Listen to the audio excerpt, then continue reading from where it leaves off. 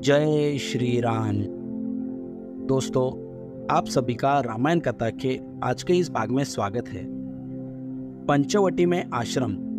राम जी की आज्ञा पाकर लक्ष्मण ने आश्रम बनाने का कार्य शुरू कर दिया और पूरी तरह से आश्रम होने पर राम और माता सीता को उसका निरीक्षण करवाया और फिर राम जी ने प्रसन्नता पूर्वक उस आश्रम में यज्ञ कुटीर में यज्ञ हवन किया। वे वहां सुखपूर्वक रहने लगे और लक्ष्मण दत्त चित्त होकर उन दोनों की सेवा करने लगे। इस प्रकार वहां पर शरद ऋतु के 2 मास सुखपूर्वक व्यतीत हो गए। अब हेमंत ऋतु का आगमन हो चुका था। एक दिन प्रातः बेला में राम सीता के साथ गोदावरी में स्नान करने के लिए जा रहे थे। लक्ष्मण उनके पीछे पीछे घड़ा उठाए चल रहे थे। सरिता के तट पर पहुंचने पर लक्ष्मण को ध्यान आया कि हेमंत ऋतु रामचंद्र जी की सबसे प्रिय ऋतु है। वे तट पर घड़े को रखकर बोले, भैया, यह वही हेमंत काल है जो आपको सर्वाधिक प्रिय रही है।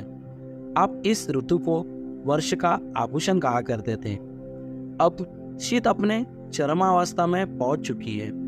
सूर्य की किरणों का स्पर्श प्रिय लगने लगा है। उधर भैया भरत अयोध्या में रहते हुए भी वनवासी का जीवन व्यतीत करते हुए शीतल भूमि पर शयन करते होंगे। वे भी सब प्रकार के ऐश्वर्यों को त्याग कर आपकी भांति त्याग एवं कष्ट का जीवन व्यतीत कर रहे होंगे। हे तात, विद्वजन कहते हैं कि मनुष्य का स्वभाव उसकी माता के अनुकूल होता है, पिता के नहीं। किंतु भैया भरत ने इस कथन को मिथ्या सिद्ध कर दिया है। उनका स्वभाव अपनी माता के क्रूर स्वभाव जैसा कदापि नहीं है। हमारे और संपूर्ण देश के दुख का कारण वास्तव में उनकी माता का क्रूर स्वभाव ही है। लक्ष्मण के कैकेयी के लिए निंदा भरे अंतिम वाक्य को सुनकर राम जी बोले, लक्ष्मण, इस प्रकार तुम्हें माता कैकेयी की निंदा नहीं करना चाहिए। वनवास में हमने तापस धर्म ग्रहण किया है और तपस्वी के लिए किसी की निंदा करना या सुनना दोनों ही पाप है। कैकेयी जैसी भरत की माता है, वैसे ही हमारी भी माता है।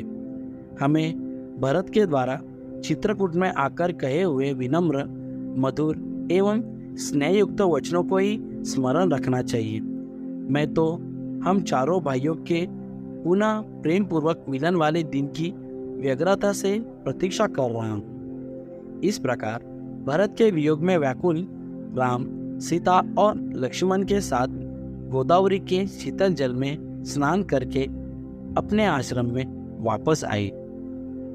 दोस्तों, इसके आगे की कहानी रामायण कथा के अगले भाग में। धन्यवाद। जय श्री राम।